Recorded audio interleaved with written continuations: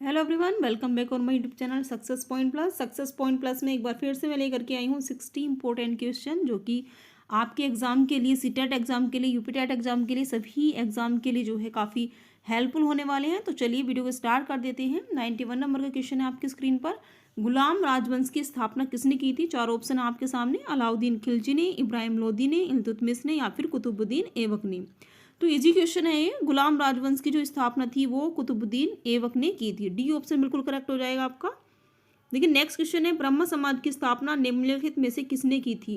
राजाराम मोहन राय ने, स्वामी विवेकानंद ने, स्वामी दयानंद सरस्वती ने या फिर देवेंद्रनाथ टैगोर जी ने। तो ब्रह्म समाज की जो स्थापना थी वह की थी राजाराम मोहन राय जी ने।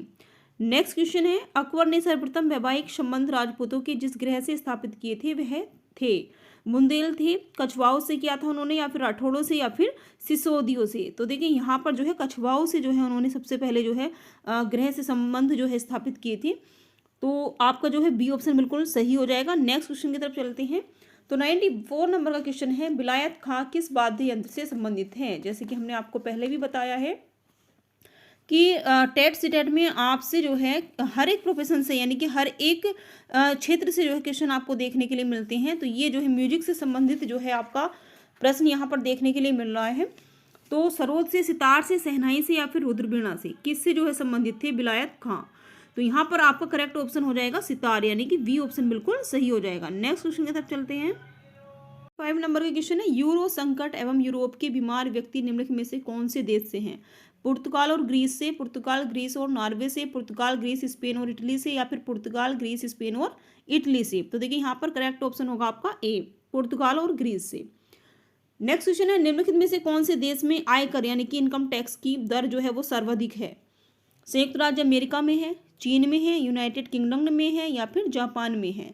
तो देखिए सर्वाधिक जो इनकम टैक्स की दर है वो सबसे ज़्यादा है आपकी जापान में, यानी कि डी ऑप्शन बिल्कुल सही हो जाएगा। नेक्स्ट क्वेश्चन है, माइक्रो क्रेडिट अथवा गरीबों के साथ बैंकिंग का प्रस्ताव ग्रामीण क्रेडिट के क्षेत्र में अपेक्षाकृत एक नई धारणा है। निम्नलिखित में से किस देश में सफलतापूर्वक जो है लागू हो चुका है? भूटान में, बांग्लादेश में, पाकिस्तान में या फिर चीन में? तो ये हो चुका है आपका बांग्लादेश में। B is the correct option.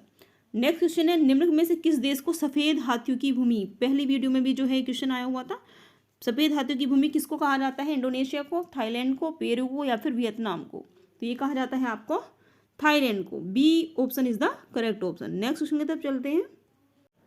99 number का क्वेश्चन है, प्रमुख देशों एवं उनके उपनाम के युग में कौन सा जोड़ा जो है गलत है? आपको जोड़ा दिया गया है लेकिन इनमें से कौन सा जोड़ा जो गलत है वो हमें सही कर लेना है। तो देखिए एक तरफ आपको प्रमुख देश या फिर शहर के नाम जो है दिखाई पड़ रहे हैं, दूसरी तरफ आपको उपनाम जो है दिए गए हैं। तो टर्की देश है, उसका उपनाम दिया गया है यूरोप का रोगी, या फिर लंदन है जिसका नाम है यूरोप के खेल का मैदान, या फिर वाशिंगटन डीसी जिसका जो उपनाम है शानदार दूरियों का शहर है, या फिर ऑप्शन डी बेल्जियम जिसका जो उपनाम दिया गया है यूरोप का अखाड़ा। तो इनमें से कौन सा एक जोड़ा जो है गलत है? तो देखिए जोड़ा जो गलत है वह है आपका बी, लंदन। लंदन जो है वो यूरोप के खेल का मैदान नहीं है, तो इसीलिए आपका जो करेक्ट ऑप्शन हो जाएगा वो बी हो जाएगा। 100 नंबर का क्वेश्चन है, निम्नलिखित में से किस शहर को स्वप्निल मीनारों वाला शहर जो है उसके उपनाम से जो है जाना जाता है? लंदन को, पेरिस को, ऑक्सफोर्ड को या फिर न्यूयॉर्क को? तो यहाँ पर आपका करेक्ट हो जाएगा सी, ऑक्सफोर्ड को। ऑक्सफोर्ड को हम किस नाम से जानते हैं? स्वप्निल मीनारों वाला शहर। नेक्स्ट क्वेश्चन है, वर्ष 1920 में अखिल भारतीय ट्रेड यूनियन कांग्रेस की जो स्थापना थी वो किसके द्वारा की गई थी? देखिए पहली बात तो ये कि जो अखिल भारतीय ट्रेड यूनियन कांग्रेस है उसकी स्थापना 1920 में की गई थी, और किसके द्वारा की गई थी वो जानेंगे हम इस क्वेश्चन के ऑप्शंस में। तो देखिए यहाँ पर ऑप्शन है आपके चार, एन जोशी, एन रॉय, लाला लाजपत राय या फिर चंद्रशेखर आजाद। तो यहाँ पर करेक्ट ऑप्शन हो जाएगा आपका एन जोशी, यानी कि ए ऑप्शन बिल्कुल सही है।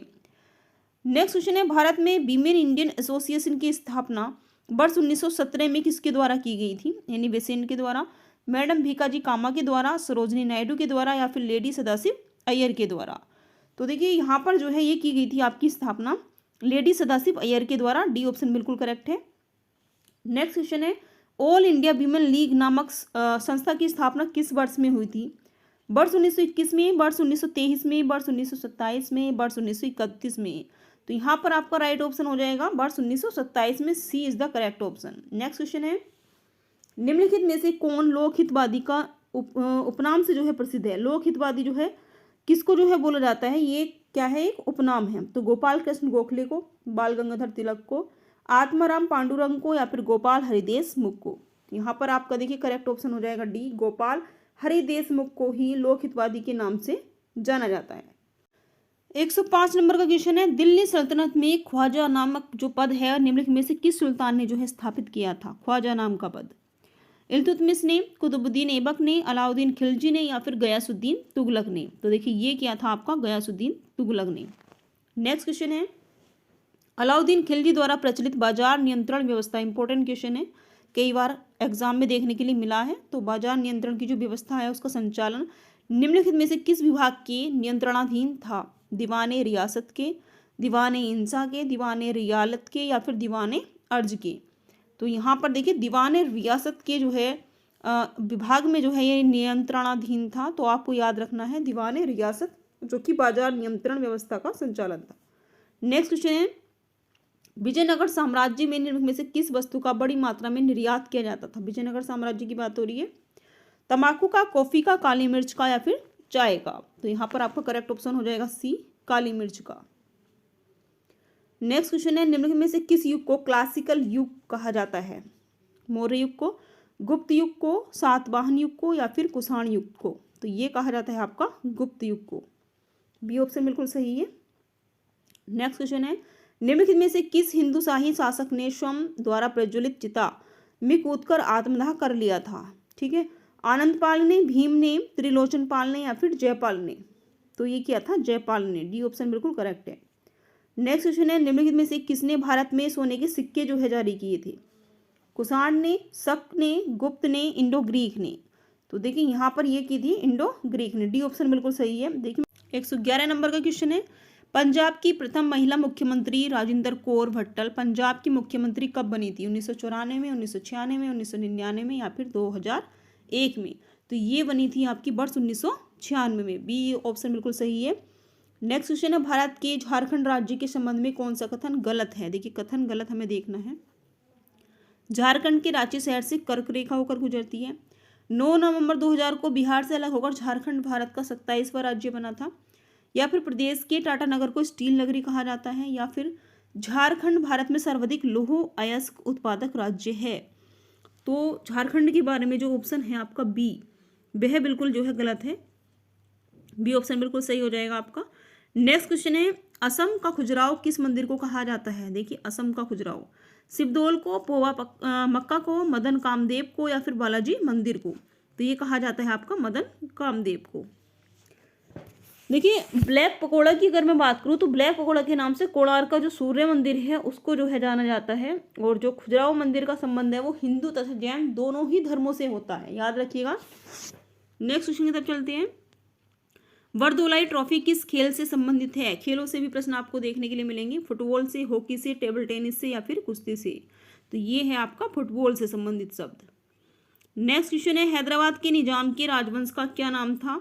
कुतुब शाही, आसफ जाही, आदिल शाही, या फिर निजाम शाही। कंफ्यूजन करने वाला क्वेश्चन है, कंफ्यूजन क्रिएट कर दी है इसने यहाँ, क्योंकि सभी नाम लगभग एक जैसे से लग रहे हैं। तो यहाँ पर जो है आपका करेक्ट आंसर है Asaf Jahi. B is the correct option. Next question है, कंबोडिया के किस शासक ने प्रसिद्ध अंकोर वाट मंदिर जो है बनवाया था?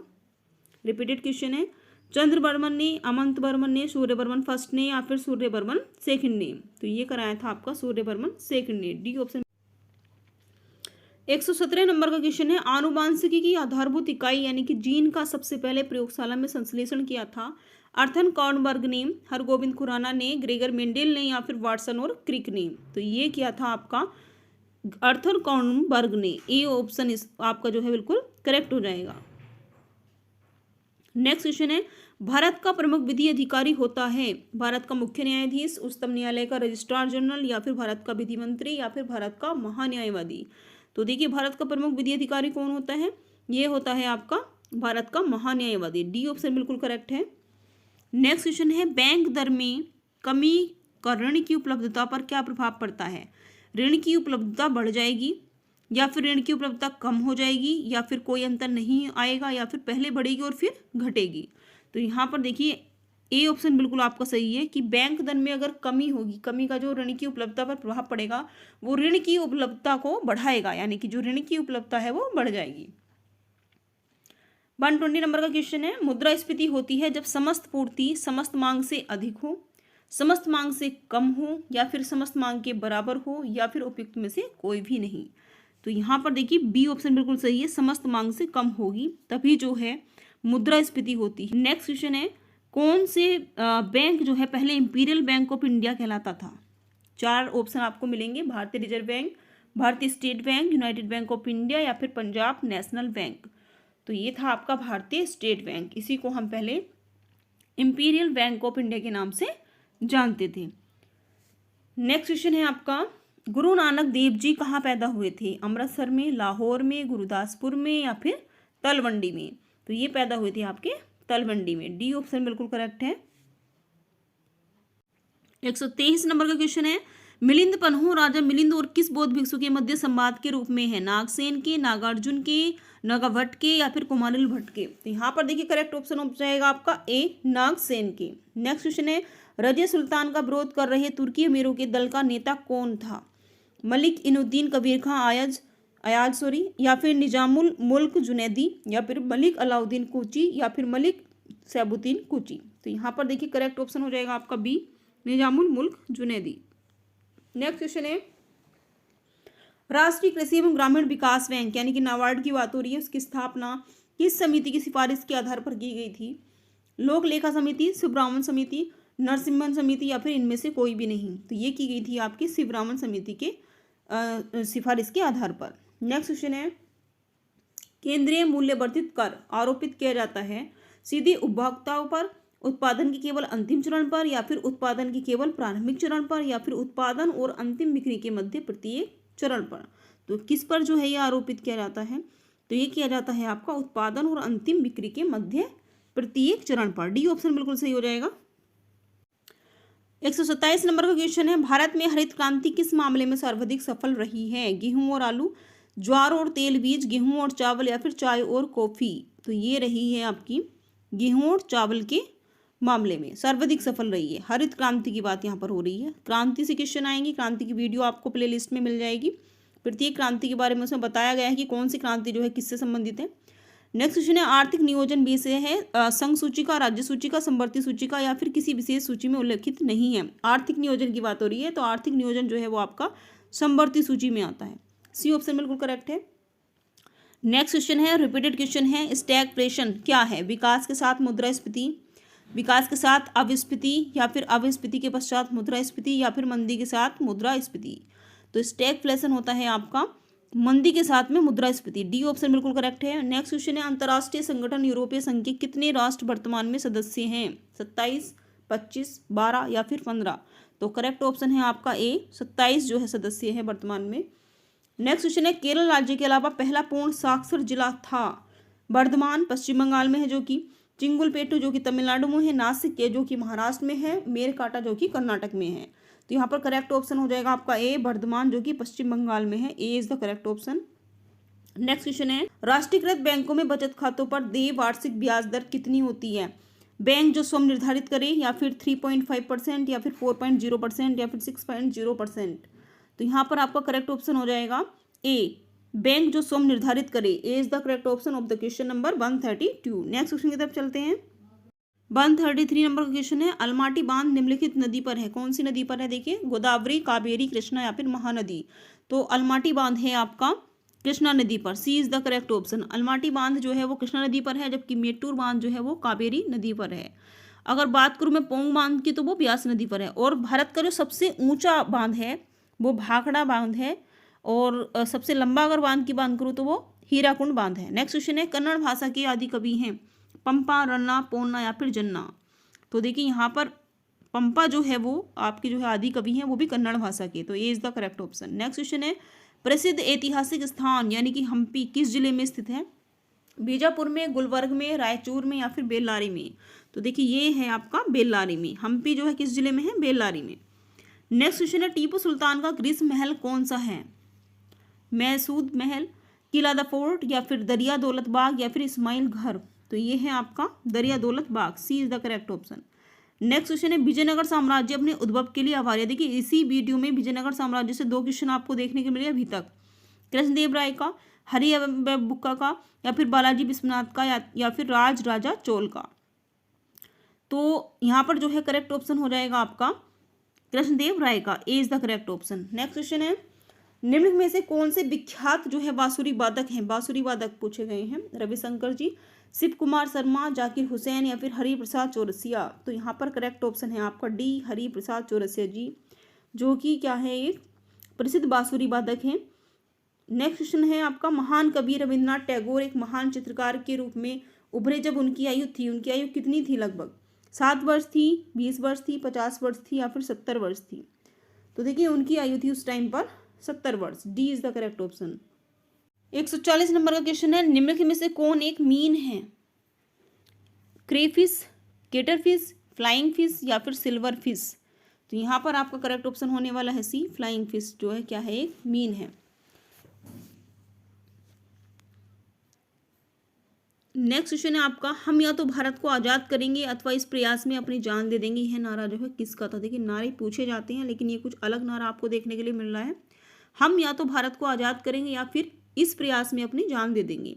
तो ये जो है महात्मा गांधी जी का नारा था, या फिर जवाहरलाल नेहरू जी का, या भगत सिंह का, या फिर चंद्रशेखर आज़ाद जी का। तो ये था आपका महात्मा गांधी जी का नारा था। ये बिल्कुल सही है।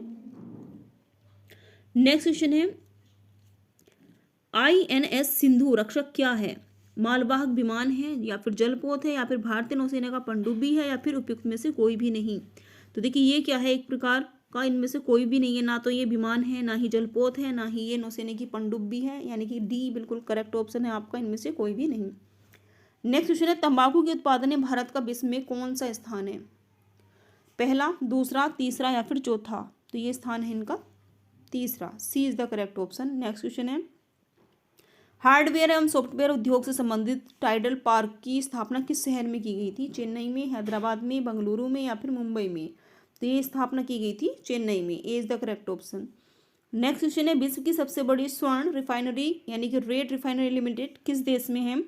अमेरिका में, जर्मनी में, ब्रिटेन में, या फिर दक्षिण अफ्रीका में।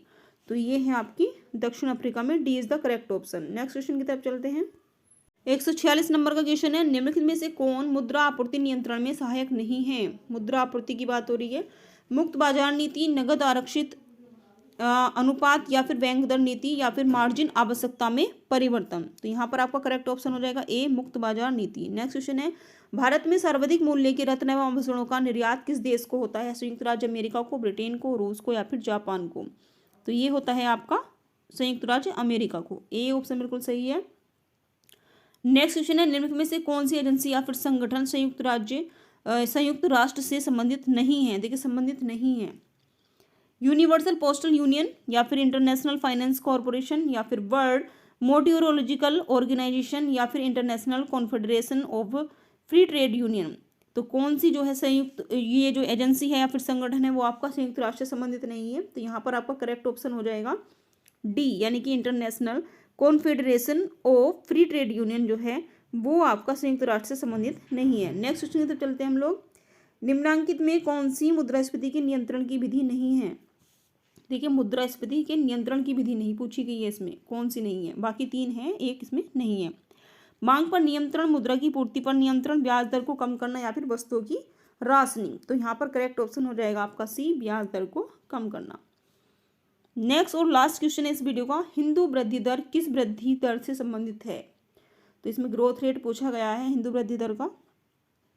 प्रति व्यक्ति आय पर, या फिर राष्ट्रीय आय से संबंधित नहीं है, या फिर संबंधित है, या फिर जनसंख्या से, या फिर साक्षरता से। तो यहाँ पर करेक्ट ऑप्शन हो जाएगा आपका बी राष्ट्रीय आय से, यानी कि जो हिंदू वृद्धि दर है वो राष्ट्रीय आय की जो वृद्धि है उस दर से संबंधित है। तो 20 में बिल्कुल सही ऑप्शन हो जाएगा।